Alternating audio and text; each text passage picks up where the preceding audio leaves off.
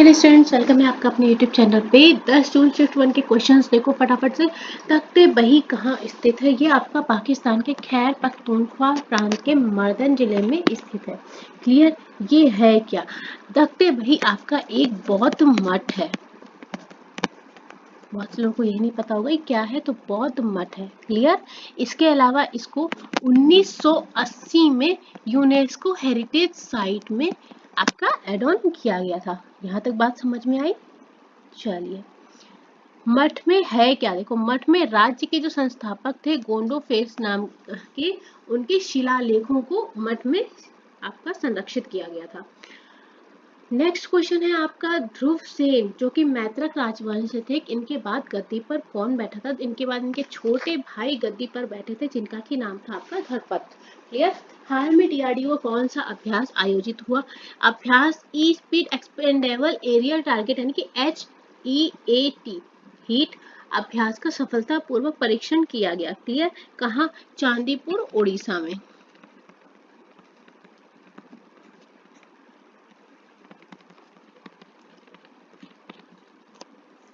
चलिए, next question आपको जो देखने को मिला, भारत का पहला विधि आयोग किसकी अध्यक्षता में स्थापित किया गया? जो पहला विधि आयोग बना था वो आपका स्वतंत्रता के पहले बना था। मैं यहाँ पर लिख दे रही हूँ, स्वतंत्रता के पहले बना था।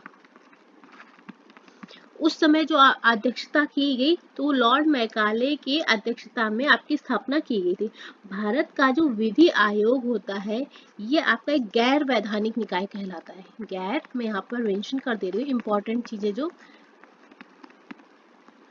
वैधानिक निकाय। ठीक है, तो स्वतंत्रता पूर्व जब भारत के सबसे पहले विधि आयोग की स्थापना हुई थी बच्चे आपके, तो ये हुई थी आपकी 1834 में और लॉर्ड मैकाले की अध्यक्षता में स्थापित किया गया। यहाँ तक बात अच्छे से समझ में आई? चलिए, नेक्स्ट देखो, विधि आयोग की स्थापना अलग अलग टाइम पे कुछ ड्यूरेशन के बाद में होती रहती है। क्लियर? स्वतंत्र भारत का पहला विधि आयोग कब बना था ये बताना। देखो, पहला तो ये रहा, इसके बाद स्वतंत्रता पूर्व के बाद दूसरा तीसरा विधि आयोग भी आपका बना था, है ना? इस तरह से ये बनते रहते हैं। लेकिन यहाँ पर एक चीज और लिख लो,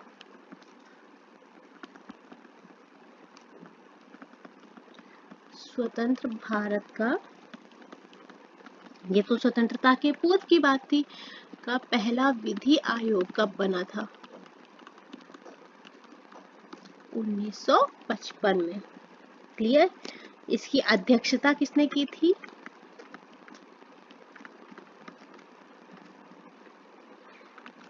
MC सेतरवार जी।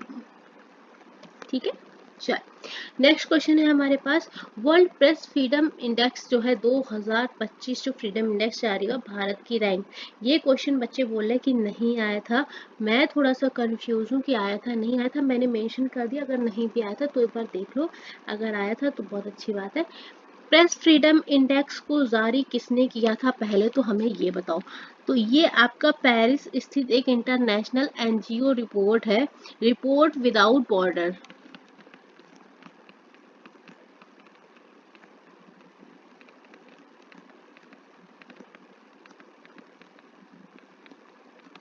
RWB के द्वारा आपकी रिपोर्ट जारी की थी कि वर्ल्ड प्रेस फ्रीडम इंडेक्स 2025 में भारत को 151वीं रैंक मिली थी आउट ऑफ 180 कंट्रीज, 180 कंट्रीज। इसके पहले जो लिस्ट जारी हुई थी, मतलब पहले जो प्रीवियस लिस्ट थी 2024 तक आप ले लीजिए, उसमें इसकी रैंक 159 रही थी, जो अब घट के 151 आ गई। टॉप पे कौन है? नॉर्वे। क्लियर? चलिए, नेक्स्ट क्वेश्चन पे मूव ऑन करते हैं। निम्नलिखित में परिवहन का सबसे सस्ता साधन कौन था? आपका जल परिवहन जो होता है बच्चे, सबसे सस्ता साधन कहलाता है, या आप उसको समुद्री मार्ग कह सकते हैं। ये आपका सबसे चीपेस्ट एक वे कहलाता है। अगर आप सबसे महंगे की बात करेंगे तो बताओ, तो ये आपका हो जाएगा वायु परिवहन या हवाई परिवहन। सबसे ज्यादा कॉस्टली लाइक प्लेन से जाना है। ध्वनि तरंगे किस प्रकार की तरंगे होती हैं? अनुदैर्ध्य यांत्रिक तरंगे होती हैं, लॉन्गिट्यूडनल मैकेनिकल वेव्स होती हैं। न्यूरॉन्स से संदेश एक से दूसरे न्यूरॉन्स तक कैसे संप्रेषित होते हैं? कोशिका विभाजन के द्वारा आपका संप्रेषित किए जाते हैं। मानव तस्करी किस अनुच्छेद से संबंधित है? आपका आर्टिकल 23, जिसमें कि मानव तस्करी इसके अलावा प्लस जबरन श्रम निषेध है। आप किसी से जबरन श्रम नहीं करा सकते हो। क्लियर? चलिए आगे चलते हैं। भारत में लोकपाल की अवधारणा किस देश से प्रेरित है? ये आपका डेनमार्क से प्रेरित है।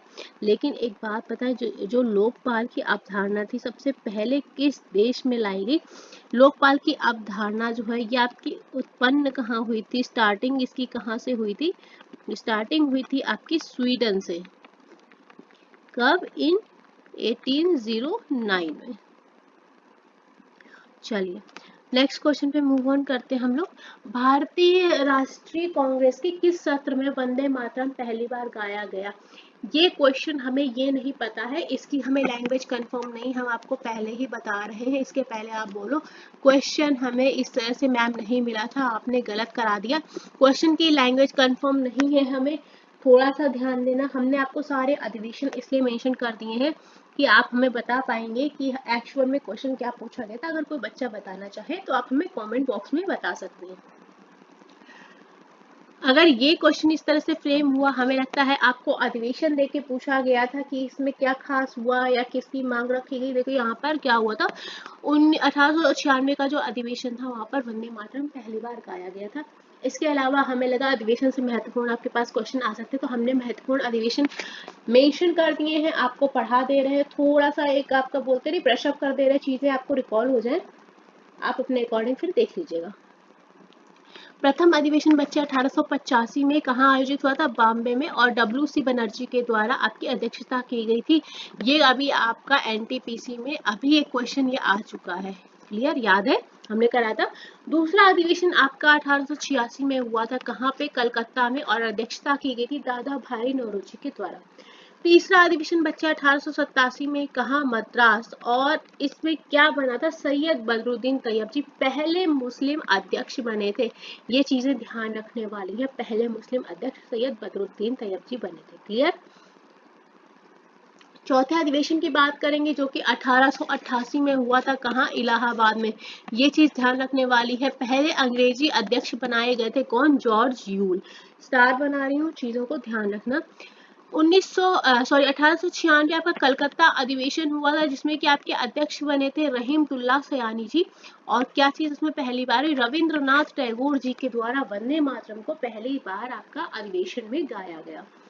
1905 वाला अधिवेशन आपका हुआ था बनारस में, जिसकी की अध्यक्षता की गई थी गोपाल कृष्ण गोखले जी के द्वारा, और वहां पर स्वदेशी आंदोलन की औपचारिक उद्घोषणा की गई थी उस अधिवेशन में। ये बहुत ही जरूरी चीजें मैं बता रही हूँ, अगर एग्जामिनर इतना डीप जाके पूछ रहा है। जैसे कि मैं आपसे कह रही हूँ, अगर आप ये सोच रहे हैं आप 15 दिन वाले बच्चे हैं ना, हम वन लाइनर पढ़ लेंगे, हम शॉर्ट्स देख के हो जाएगा, भैया नहीं होगा भैया जी। इतना जो एग्जामिनर पेपर टफ बना रहा है, अगर आपने रेफरेंस बुक से नहीं पढ़ा है, रेफरेंस बुक समझ लो ना, अगर आपने पूरा डिटेल नहीं पढ़ रखी है ना, आप नहीं कर पाओगे। आप वहां पर अक्कर बक्कर बम्बे को खेलोगे, कोई मतलब नहीं है। सही हो गया तो ठीक है, गलत हो गया तो आपका तो गया ना क्वेश्चन, नेगेटिव मार्किंग है, क्या मतलब है करने का? तो छोड़ दो बिल्कुल। हमारे यहाँ भी बच्चे हैं जो प्रॉपर तरीके से पढ़ते हैं, अगर उन्हें पढ़ना है तो पढ़ना ही है। ऐसे नहीं है कि भैया पेपर चल रहा है तो वीडियो लगे हैं देखने, पेपर खत्म तो उसके बाद वीडियो चैनल दिखता भी नहीं है पढ़ाई वाला कि कहाँ गया है, फिर वो चैनल दोबारा उठता है अगले पेपर के टाइम पे। ऐसे मत करो भाई, कॉन्टिन्यूटी जरूरी है। चलो 1906 वाला जो अधिवेशन था आपका कलकत्ता में हुआ था, अध्यक्षता की गई थी दादा भाई नौरोजी के द्वारा। ये चीजें इंपॉर्टेंट है, जो ये मैं इसमें स्टार बना रही हूँ, ये चीजें बहुत ध्यान रखो। 4 प्रस्ताव यानी कि स्वराज यानी कि स्वशासन, बहिष्कार आंदोलन, स्वदेशी और राष्ट्रीय शिक्षा को अपनाया गया था। आपसे यही क्वेश्चन दे देगा कि स्वराज को किस अधिवेशन में अपनाया गया, और आपको बताना रहेगा कि किस ईयर में या किस अधिवेशन में, कलकत्ता अधिवेशन में। ध्यान रखना। क्लियर? 1907 का अधिवेशन जो था आपका सूरत में हुआ, अध्यक्ष आपके बनाएंगे रास बिहारी घोष। इसके अलावा यहाँ पे क्या हुआ, कांग्रेस में विभाजन, नरमपंथी और गरमपंथी। भैया बहुत इंपॉर्टेंट चीजें हैं कि लास्ट वाली जो लाइन मैंने लिखी है बहुत इंपॉर्टेंट चीजें भैया जी, प्लीज ध्यान से पढ़िएगा, क्योंकि एग्जामिनर का दिमाग घुमा तो वो ऐसे पूछ लेगा कांग्रेस का विभाजन नरमपंथी और गरमपंथी दल में कब हुआ था, किस ईयर को हुआ था, 1907 में। किस अधिवेशन में हुआ था, तो सूरत अधिवेशन में हुआ था। क्लियर। 1916 का अधिवेशन आपका लखनऊ में हुआ, जिसमें की अध्यक्षता की गई AC मजूमदार के द्वारा। हुआ क्या, कांग्रेस में नरमपंथी गरमपंथी दो गुटों के बीच एकता कराई गई। इसके बाद राजनीतिक सहमति बनाने के लिए कांग्रेस और मुस्लिम लीग के बीच कौन सा समझौता हुआ, लखनऊ समझौता। क्रैक करके पढ़ने की कोशिश करो। हमने 365 डेज में जो बच्चा देख रहा है उसको हमने क्रैक करना सिखाया, क्वेश्चन को कैसे पढ़ना है और कैसे अपने मल्टीपल क्वेश्चन के आंसर निकालने हैं उसमें, है ना। चलो, 1917 कलकत्ता अधिवेशन, जिसमें कि अध्यक्ष बनाएंगे आपकी एनी बेसेंट। कांग्रेस की पहली अध्यक्ष बनी थी, महिला अध्यक्ष बनी थी। स्टार बना लो, ध्यान रखनी लाइंस। 1924 आपका बेलगाम अधिवेशन था, जो कि आपका MK गांधी जी के द्वारा अध्यक्षता किया गया एकमात्र अधिवेशन था, जिसकी अध्यक्षता किसने की थी, महात्मा गांधी जी ने। जहां जहां स्टार बना रही हूँ वहां वहां दिमाग खोल के पढ़ना। 1925 कानपुर अधिवेशन था, अध्यक्षता की गई सरोजनी नायडू के द्वारा, पहली भारतीय महिला अध्यक्ष बनी। 1917 और 1925 में ध्यान रखना, कांग्रेस की पहली महिला अध्यक्ष और पहली भारतीय महिला अध्यक्ष दोनों में फर्क है, तो ध्यान से पढ़ना। 1938 आपका हरिपुरा अधिवेशन था, हेडेड बाय सुभाष चंद्र बोस, जिसकी अध्यक्षता आपकी सुभाष चंद्र बोस के द्वारा की गई। और भैया जी देखो, सबसे इंपॉर्टेंट चीज, राष्ट्रीय योजना समिति का गठन हुआ, किसके नेतृत्व में, जवाहरलाल नेहरू के नेतृत्व में। एग्जामिनर का दिमाग घूमेगा, सीधा पूछेगा राष्ट्रीय योजना समिति का गठन किसके नेतृत्व में हुआ, या कब हुआ, किस ईयर हुआ, किस अधिवेशन में हुआ, या उस अधिवेशन को आपको नाम दे देगा, इस ईयर हुआ था। उस अधिवेशन की अध्यक्षता किसने की थी, तो सुभाष चंद्र बोस जी ने। कम पढ़ो लेकिन दिमाग खोल के पढ़ो। 365 डेज की सीरीज कराई थी, वहां हमने आपको एक क्वेश्चन को क्रैक करना सिखाया था कि हमें क्वेश्चन पकड़ को हिलाना कैसे। एक क्वेश्चन पढ़ रहे हो उसका मतलब ये नहीं केवल एक ही पढ़ रहे हो, उसके 4 ऑप्शन से 4 अलग अलग चीजें मिल रही हैं। क्वेश्चन में अपने आप कीवर्ड पकड़ो, उन कीवर्ड को हिलाओ अपने आप। अगर आपने गुप्त पढ़ लिया, गुप्त साम्राज्य, तो गुप्त साम्राज्य को हिलाओगे ना तो सारी चीजें दिमाग में आनी चाहिए। स्मार्ट वर्क करोगे यार तभी हो पाएगा। देखो सीधी सी बात है, इतना बच्चे पढ़ पढ़ के तो सिलेक्शन नहीं हो रहा है ना। क्वेश्चन रिलेटेड टू आपका एक संथाल रेबेलियन से आया था। संथाल से जो क्वेश्चन आया था अभी हमें पता नहीं चल पाया है। ऑल्सो नोन एज हूल विद्रोह भी जाना जाता था। आदिवासी विद्रोह था, सबसे आक्रामक विद्रोह माना गया इसको। अंग्रेजों के विरुद्ध किया गया था, कब किया गया था, 1855 में। इसमें जो नेता थे आपके सिद्धू जी थे, कान्हू थे, चांद थे, भैरव थे, इस तरह से इनके नेता भी थे। क्लियर। अब हमें क्वेश्चन का पता नहीं है एग्जैक्टली क्वेश्चन क्या आया था, तो हमने आपको थोड़ा सा अपने अकॉर्डिंग मेंशन कर दिया। विद्रोह की शुरुआत आपकी 1855 में हुई थी और विद्रोह का दमन जो है आपका 1856 में हुआ था। क्लियर। अगर किसी को याद आता है कि क्या पूछा गया और बताना चाहे तो जरूर बताना। लौटता हुआ मानसून किस क्षेत्र को प्रभावित करता है, दक्षिणी पूर्वी को प्रभावित करता है, दक्षिण पूर्वी क्षेत्र को प्रभावित करता है, जिसमें कि आपका तमिलनाडु शायद ऑप्शन में दिया गया था। भारत में हर वर्ष जन औषधि दिवस या जेनेरिक मेडिसिन दिवस कब मनाया जाता है, 7 मार्च को मनाया जाता है। रोड ट्रांसपोर्ट के लिए आवंटित बजट कितना था, 2.86 लाख करोड़ था। ट्रांसपोर्ट मिनिस्ट्री का आवेदन, मैंने जो एक आर्टिकल पढ़ा था उसमें तो यार ये दिया था कि 3% बढ़कर 2.78 लाख करोड़ हो गया। तो एक बार इसका ऑप्शन कंफर्म करना मुझे। क्लियर। मैंने एक न्यूज़पेपर की हेडलाइन देखी थी तो उसमें मुझे ये था कि 3% इंक्रीज होकर 2.78 लाख करोड़ हो गया था। तो एक बार इसको ध्यान देना, यही ऑप्शन में था कि आपके पास। हिंद महासागर सम्मेलन IOC के कौन सा संस्करण, 8वां संस्करण था।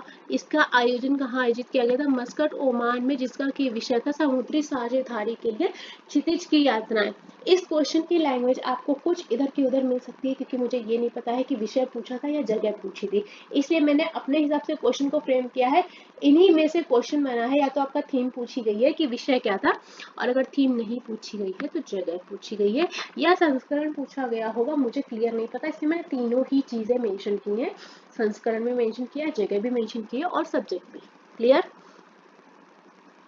उत्कल किस क्षेत्र में है? उत्कल हमारा उड़ीसा क्षेत्र में है। एमएस पावर पॉइंट में सेव करने के लिए, अब यहाँ पर कंफ्यूजन थी, सेव करने के लिए एक्सटेंशन पूछा है या सेव करने पर एक्सटेंशन क्या था, ये डॉक्यूमेंट सेव करना, मैंने दोनों मेंशन कर दिया है। अगर आप पीपीटी में वर्क कर रहे हैं तो आप कोई फाइल सेव करोगे, आपका एक्सटेंशन आएगा .ppt, और अगर आपको सेव करना है तो कंट्रोल से हो जाएगा। भगवान विष्णु की शेषनाग पर सोते हुए विष्णु जी की मूर्ति जो है वो कहाँ पर स्थित है? नेपाल बुद्ध नीलकंठ मंदिर जो है वहां पर आपकी ये मूर्ति स्थापित है।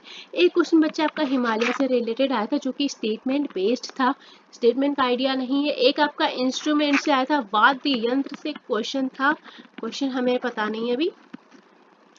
भारतनाट्यम नृत्य अंतिम अवस्था कौन सी होती है? तिल्ला नृत्य को। भारतनाट्यम में अलग अलग अंश होते हैं, जैसे कि आपने सुने होंगे आला रिपू, या जिसने डीप पढ़ा होगा ना उसको पता होगा। आला रिपू क्या है? इसमें कविता के माध्यम से नृत्य को प्रस्तुत किया जाता है।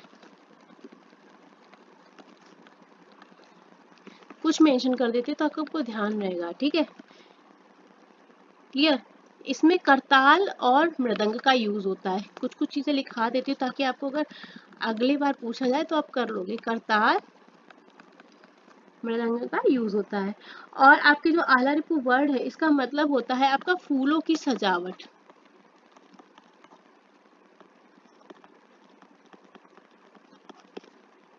ठीक है, फिर आपका आता है जाति स्वरम।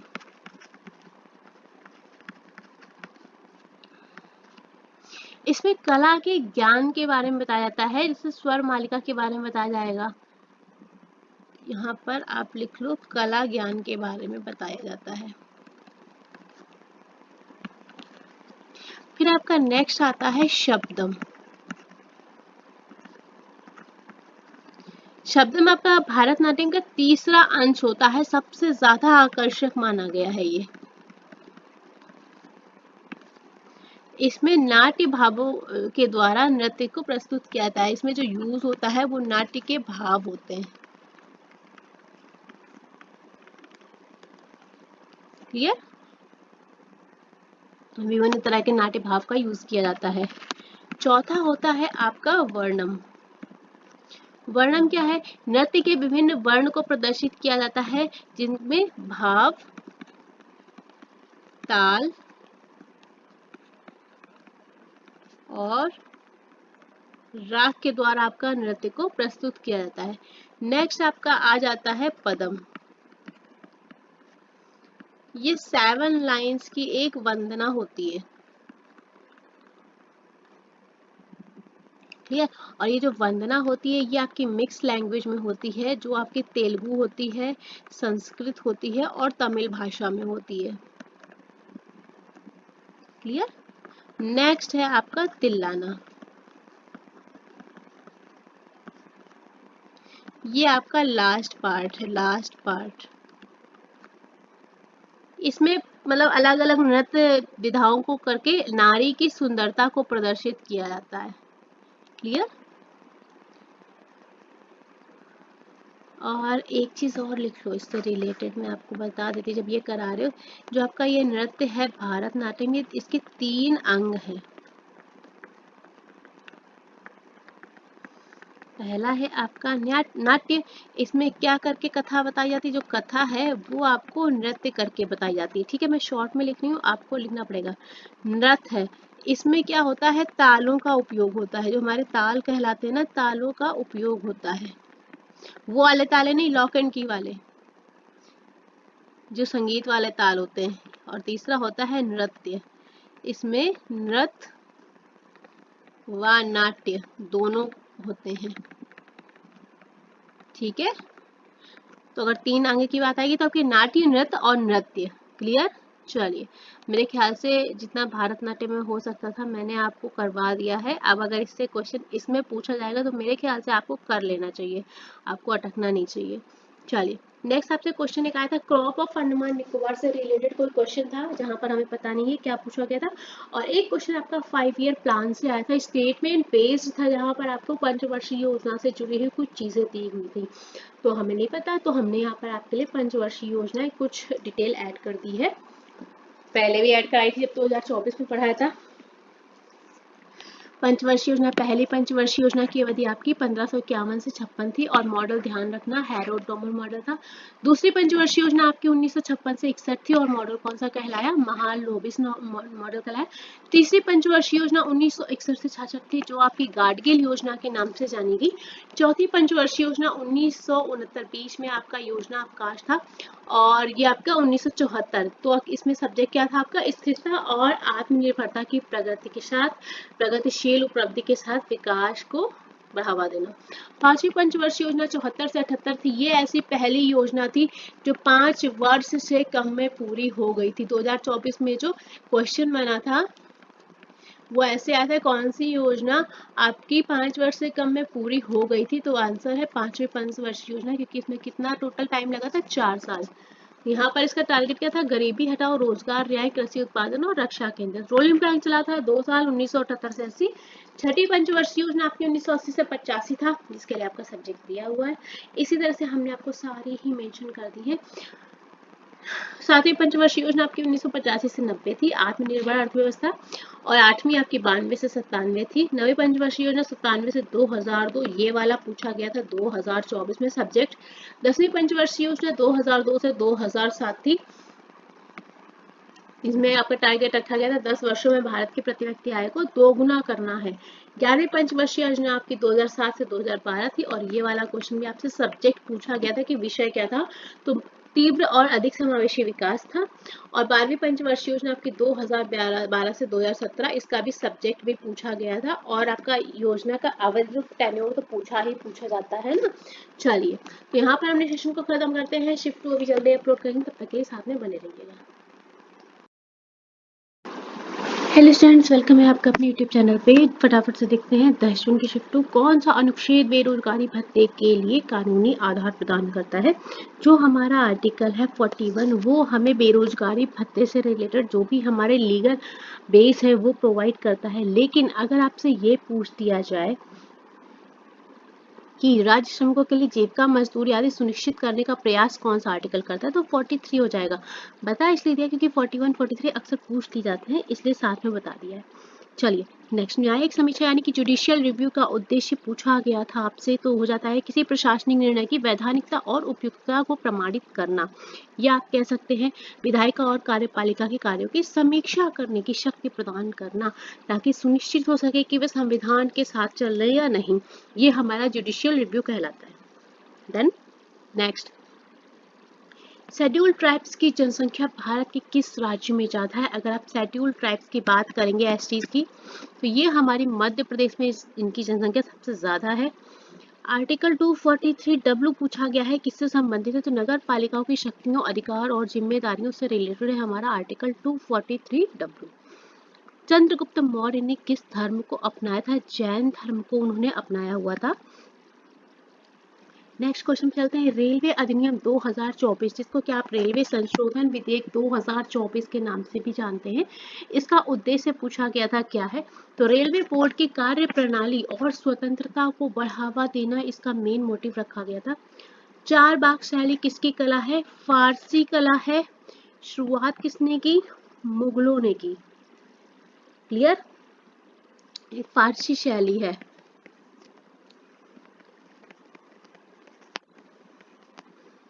लेकिन जो आपसे क्वेश्चन फ्रेम हुआ था वो आपसे पूछा गया था 4 बाग शैली में क्या बना है, और ऑप्शन आपको शायद ताजमहल दिया था। इसके अलावा आपका हुमायूं का मकबरा भी 4 बाग शैली में बना है। इसके अलावा आपका रामबाग भी 4 शैली में बना। सबसे पुराना मुगल गार्डन है।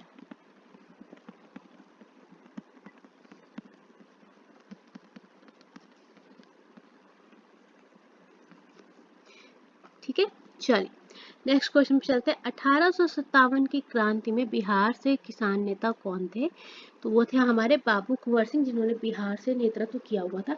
इसके अलावा हमने आपकी सुविधा के लिए कुछ स्थान और उनके नेता और ब्रिटिश अधिकारी जिन्होंने विद्रोह को दबाया था उनके नाम भी हमने मेंशन कर दिए हैं ताकि आपको इजी रहे। दिल्ली से आपके जो भारतीय नेता थे जिन्होंने 1857 की क्रांति में नेतृत्व किया था, बहादुर शाह द्वितीय, और इनके विद्रोह को जॉन निकोलसन ने दबाया था। लखनऊ से आपकी बेगम हजरत महल जी ने नेतृत्व किया था और विरोध दबाया गया हेनरी लॉरेंस के द्वारा। कानपुर से नाना साहेब जी ने नेतृत्व किया था और इनका दबाया गया था विद्रोह सर कॉलिन कैंपेबल के द्वारा। झांसी और ग्वालियर से हमारी रानी लक्ष्मीबाई जी और तात्या टोपे जी थे, जिनका किया हुआ विद्रोह आपके जनरल ह्यूग रोज जी ने दबाया था। बरेली से खान बहादुर खान थे और ये विद्रोह हटाया गया सर कॉलिन कैंपेबल के द्वारा। इलाहाबाद और बनारस मौलवी लियाकत अली जी ने नेतृत्व किया था और ये विद्रोह खत्म किया गया कर्नल ऑनसेल के द्वारा। बिहार में कुंवर सिंह जी थे और बिहार का विद्रोह दबाया गया विलियम टेलर के द्वारा। क्लियर? ये आपका वेरी इंपॉर्टेंट है, इसको आपको तैयार करना पड़ेगा। तैयार कर लेंगे तो बहुत अच्छी बात है। थार रेगिस्तान में कौन सा पेड़ नहीं पाया जाता है? तो बनियान, सुपारी और नारियल जो पेड़ हैं ये थार मरुस्थल में नहीं पाए जाते रेगिस्तान में। लेकिन हमें लगता है कंफ्यूजन थी कौन सा क्वेश्चन आया था, ये वाला या ये। जो पाया जाता है वो है खिजड़ी, तो दोनों ही देख लेना कि कौन सा पाया जा रहा है और कौन सा नहीं पाया जा रहा।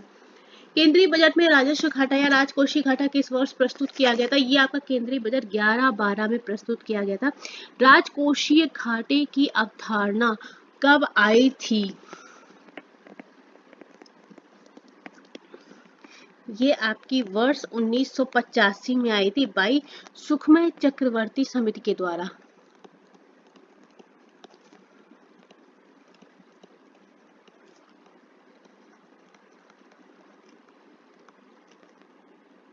ने प्रस्तुत किया था। ठीक है, जरूरी चीज है, वो मैंने आपको बता दिया।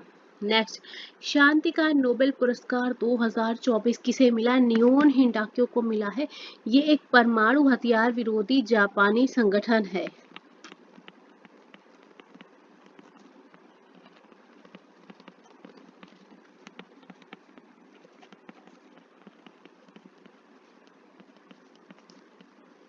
क्लियर? इनको 2024 का नोबेल शांति पुरस्कार दिया गया है। नेक्स्ट क्वेश्चन आपसे फ्रेम हुआ है, विश्व व्यापार संगठन की स्थापना बोली गई थी कब हुई थी? ये आपकी 1 जनवरी 1995 को हुई थी। इसके सदस्य कितने आपके 164 हैं। इसका अगर आप HQ की बात करेंगे, हेडक्वार्टर की बात करेंगे, तो ये हो जाएगा आपका जिनेवा, स्विट्जरलैंड। ठीक है, चलिए इसके अलावा कुछ और देख लीजिए। WTO की स्थापना वर्ष 1995 हो गया आपका। और अच्छा, ये तो मैंने बता ही दिया है, जिनेवा हो गया।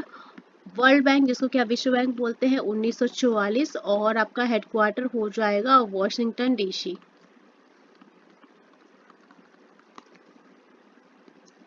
इसके अलावा आप UNDP का लिख लीजिए, मैं करा चुकी हूँ स्टैटिक अवेयरनेस प्लेलिस्ट में, लेकिन एक तो बता देती हूँ, ये है, ये हो जाएगा आपका न्यूयॉर्क। IMF 1945 था स्थापना वर्ष, और आपका HQ हो जाएगा आपका फिर से वॉशिंगटन DC। ठीक है, कुछ के बता दिए, बाकी मैंने आपको स्टैटिक अवेयरनेस प्लेलिस्ट में ऑलरेडी लिखवा दिए थे।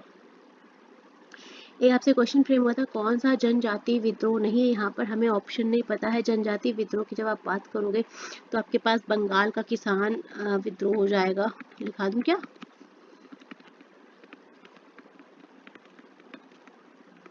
किसान विद्रोह जो कि 1783 में हुआ था, ये हो जाता है। इसके अलावा आपके पास और भीलों का विद्रोह हो जाएगा।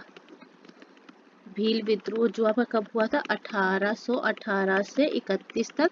फिर आपका हो जाता है मैसूर विद्रोह, आपका 1830 से 31 था। इसके अलावा आपके हो जाएंगे कोल विद्रोह।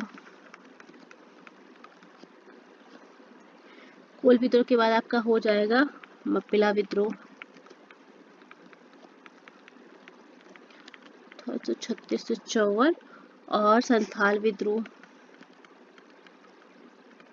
आपका 1855 से 56 था।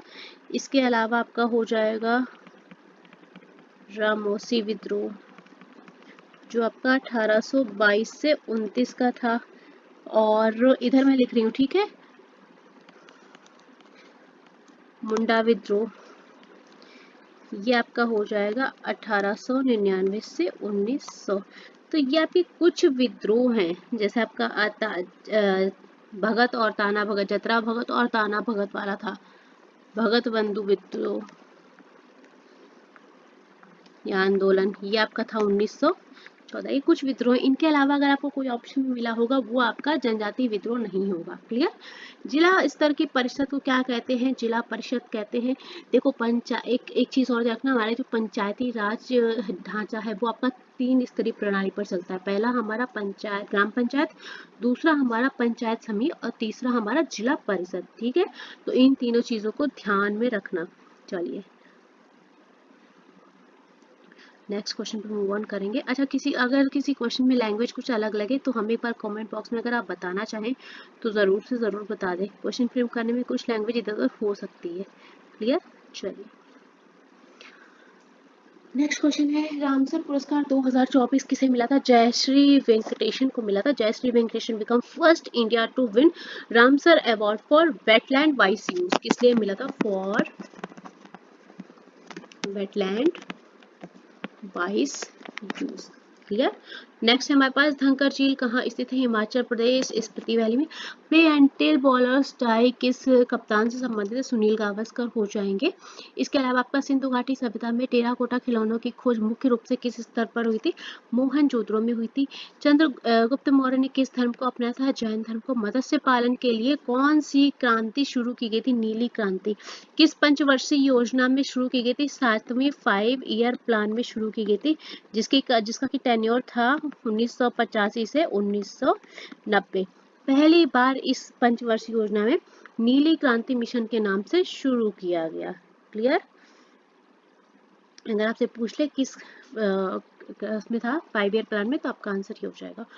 कौन सा एक प्रायद्वीपीय पठार का हिस्सा नहीं है या दक्कन का पठार का बाहरी भाग नहीं है? ये मैंने नहीं करा है क्योंकि यहाँ पर मुझे ऑप्शंस कंफर्म नहीं थे। ऑप्शंस यहाँ पर चेंज हो सकते हैं, इसलिए हम एक बार ऑप्शन अगर किसी को याद हो तो बता देना। महिलाओं में बेरोजगारी की दर पूछी गई थी। देखो मैंने पूरा लिखा है। बेरोजगारी पुरुषों में दर 5.2 थी, महिलाओं में 5% की दर रही थी।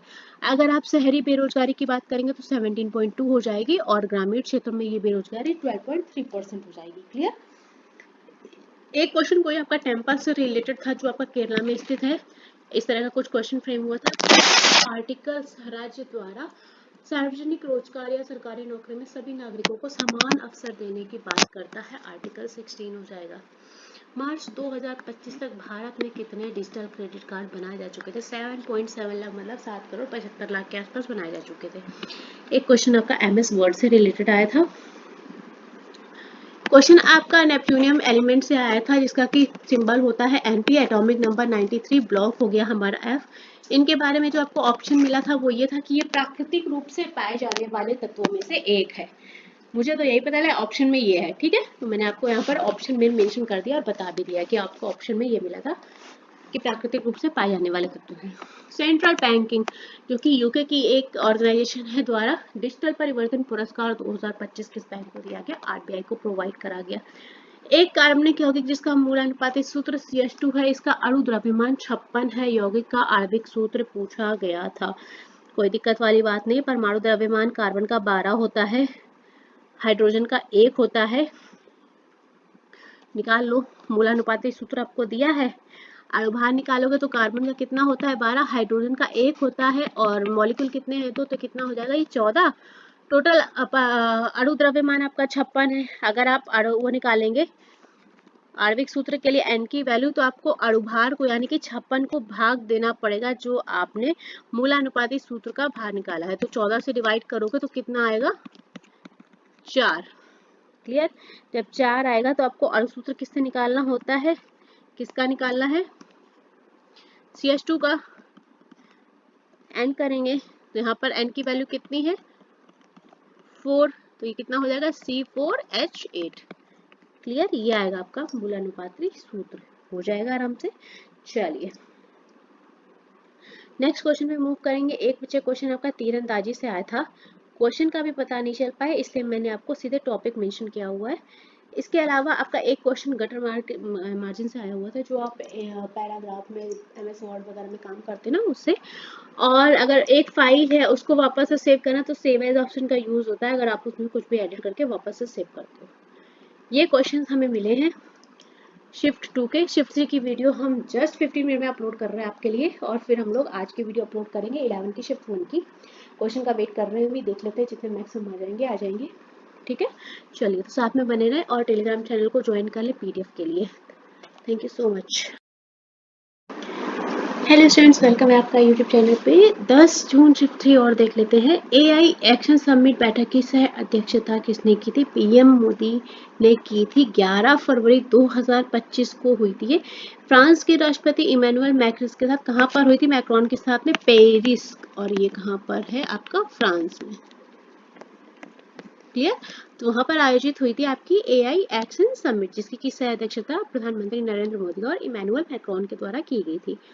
अंतरिम सरकार के समय कौन सा एक्ट लागू था? भारत सरकार अधिनियम 1935 आपका अंतरिम सरकार के समय एक्ट आपका इम्प्लीमेंट था। क्षेत्रफल की दृष्टि से उत्तर भारत का सबसे छोटा जिला हापुड़, बट बच्चे बोल रहे हैं ऑप्शन में हापुड़ ऑप्शन नहीं था, तो एक बार कंफर्म करना फिर से। इन MS पावर पॉइंट नई स्लाइड को इंसर्ट करने के लिए शॉर्टकट की पूछी गई थी। कंट्रोल M हो जाएगी आपके। MS पावर पॉइंट में थोड़ा सा अलग होता है, कंट्रोल N नहीं होता है। भारत के उत्तरी मैदान की लंबाई पूछी गई थी, कितने किलोमीटर है? 2400 किलोमीटर आपकी हो जाएगी। एक क्वेश्चन आपसे फ्रेम हुआ था, कौन सा बंदरगाह भारत के पश्चिमी तट पर स्थित है? अब हमें ये नहीं पता ऑप्शन में आपको क्या मिला था, आप जाना ऑप्शन के थ्रू। हमने यहाँ पर आपको पश्चिमी तट के और पूर्वी तट के सारे बंदरगाह मेंशन कर दिए हैं, ताकि आपको प्रॉब्लम नहीं हो। कांडला हमारा गुजरात में है, न्यावशोवा महाराष्ट्र में, मार्मागोवा गोवा में है, मैंगलोर हो जाएगा कर्नाटक आपका, कोचीन केरल, मुंबई महाराष्ट्र। ये हो गए आपके कहाँ के? पश्चिमी तट के। पूर्वी तट के बंदरगाहों की बात करेंगे आप, एन्नोर हो जाएगा हमारा तमिलनाडु का, विशाखापट्टनम आंध्र प्रदेश, तूतीकोरिन बंदरगाह तमिलनाडु, चेन्नई बंदरगाह हमारा तमिलनाडु में हो जाएगा, पारादीप उड़ीसा, हल्दी आपका पश्चिम बंगाल में हो जाएगा, और कोलकाता भी आपका पश्चिम बंगाल में हो जाएगा। मैंने आपको दोनों ही मेंशन कर दिए, आप अपने अकॉर्डिंग यहाँ से पिक कर सकते। क्लियर? कौन से राष्ट्रीय उद्यान में एक सींग वाले राइनो की संख्या में वृद्धि हुई है? काजीरंगा राष्ट्रीय उद्यान, जो कि हमारा असम में स्थित है, वहां पर एक सींग वाले राइनो की संख्या में वृद्धि देखी गई है। गरीबी रेखा के नीचे लोगों का अनुपात किसके द्वारा अनुमानित किया जाता है? तो टोटल जो लोगों की संख्या का अनुपात होता है उसके द्वारा मेजर किया जाता है। देश के औसत वार्षिक वर्षा वाले भाग, जो कि 100 से 200 सेंटीमीटर में, किस प्रकार की वनस्पति पाई जाती है? उष्णकटिबंधीय नम पर्णपाती वन, जो कि ट्रॉपिकल मॉइस्ट डिसीसियस फॉरेस्ट होते हैं, उनकी जनसंख्या पाई जाती है। भारत में ब्रिटिश शिक्षा के मुख्य उद्देश्य क्या थे? यहाँ पर आप चाहेंगे ऑप्शन के थ्रू, जो आपको ऑप्शन में दिया होगा। क्लियर? आर्थिक सहयोग और विकास संगठन OECD ने हाल ही में भारत के वित्त वर्ष 2025 के विकास अनुमान को बढ़ाकर कितना कर दिया गया है? यहाँ पर ऑप्शन सही बताना, ये वाला कंफर्म करो, ऑप्शन कितना दिया था, क्योंकि जो मेरे पास आर्टिकल था उसमें ये दिया था कि 2025 के विकास को पहले तो उन्होंने 6.7 किया था, लेकिन इसको करेक्शन करके 6.7% कर दिया था। कितना बढ़ाया? 0.1%। ठीक है, तो मेरे हिसाब से तो ये आंसर होना चाहिए, लेकिन देख लेना, पहले उन्होंने ये पहले का था जिसको फिर उन्होंने करेक्शन किया और 6.7% पे लाके बंद किया। ठीक है, तो एक बार इसको देख लेना। हाल ही में चर्चा में रहा अभ्यास खंजर भारत के और किस देश के बीच एक सैन्य अभ्यास है? किर्गिस्तान के बीच में हुआ था। कौन सा संस्करण हुआ था? ये आपका 11th यानी कि 11वां एडिशन हुआ था, और कहाँ हुआ था? हिमाचल प्रदेश में।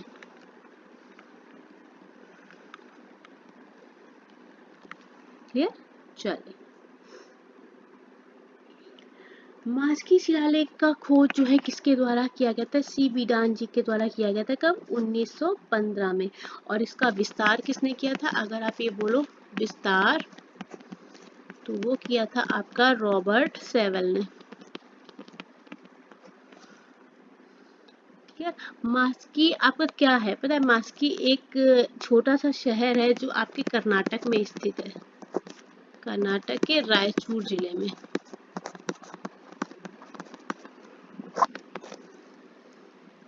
और जो इसकी लिपि थी मैं यहाँ पर मेंशन कर रही हूँ, ये थी आपकी ब्राह्मी लिपि। चलिए आगे चलते हैं। पांडिचेरी का गठन किस वर्ष किया गया था? 1962 में किया गया था आपका पांडिचेरी का गठन। पांडिचेरी का गठन फ्रांसिस के द्वारा किया गया था, जो हमारे फ्रांसीसी थे उनके द्वारा किया गया था। इसरो ने अपना 100वां मिशन NVS-02 क्यों लॉन्च किया था? NVS-02 के जरिए भारत अपने नाविक सिस्टम को मजबूत करता और एम था अंतरिक्ष में से 7 में से 5 उपग्रहों के साथ पोजिशनिंग में सटीकता लाना, मतलब GPS को स्ट्रॉन्ग करना कहीं ना कहीं। तो आप यहाँ पर जाएंगे ऑप्शन के थ्रू, आपको ऑप्शन में क्या मिला था? 2011 की जनगणना के अनुसार भारत में शहरी जनसंख्या का प्रतिशत कितना था? 31.16% था। मुद्रा योजना स्फूर्ति योजना किस प्रकार की व्यवसाय के लिए उपलब्ध कराई गई है? सूक्ष्म इकाइयों और लघु उद्यमों को वित्तीय सहायता देना। मुद्रा योजना की बात जरा बताओ हमें, हमने आपको ये योजना करवाई थी ना, पढ़ाई भी थी। फुल फॉर्म क्या हो जाता पहले बताओ? Micro unit development and refinance agency, ठीक है। और इसके तहत हमने आपको क्या बोला था कि 3 तरह के लोन आपको प्रोवाइड किए जाते थे। 3 तरह के लोन प्रोवाइड किए जाते थे। पहला क्या था? शिशु, दूसरा क्या था? किशोर, और अभी तीसरा क्या था? तरुण। शिशु में आपका कहाँ तक? Up to 50,000। किशोर में आपका कहाँ था? 5 लाख से 10 लाख का लोन, सॉरी 50,000 से 5 लाख का लोन।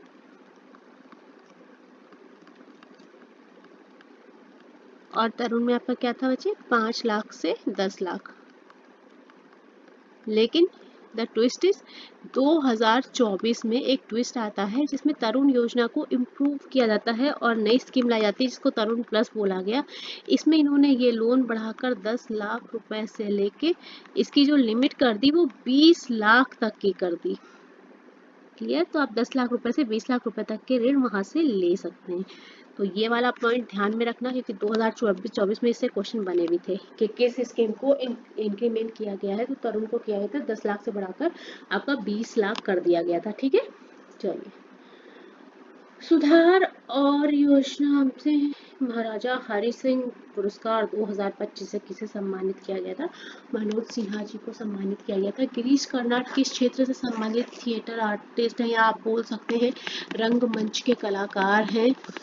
इसके अलावा ये एक अभिनेता भी हैं, निर्देशक भी हैं और लेखक हैं। तो किस भाषा के? कन्नड़ भाषा के। क्लियर? डेनियल नोबोआ हाल में ही कहाँ के राष्ट्रपति चुने गए हैं? इक्वेडोर के। प्राकृतिक रूप से कितने तत्व पाए जाते हैं? 94। टोटल अपने पास कितने थे? 198। 94 प्राकृतिक रूप से पाए जाते हैं। इसी का एक क्वेश्चन आपका शिफ्ट 2 में बना था नेपच्यूनियम को लेके, जिसका का परमाणु संख्या मैंने आपको 93 बताई थी, याद है एनपी? ठीक है। नेक्स्ट चलो, सतपुड़ा रेंज की सबसे ऊंची चोटी कौन सी है? आपकी धूपगढ़ हो जाएगी। कौन सा अनुच्छेद किसी भी उपाधि का अधिकार नहीं देता है? आपका आर्टिकल 18 हो जाएगा। कॉपी कट पेस्ट आइटम अस्थायी रूप से कहाँ स्टोर होते हैं? क्लिपबोर्ड में कॉपी हो जाते हैं।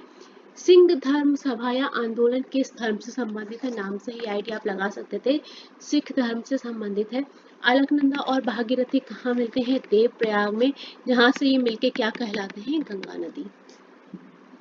पेरिस ओलंपिक 2024 में, अगर पेरिस ओलंपिक 2024 में बात करोगे तब तो आपके 117 एथलीट गए थे, ठीक है, 117।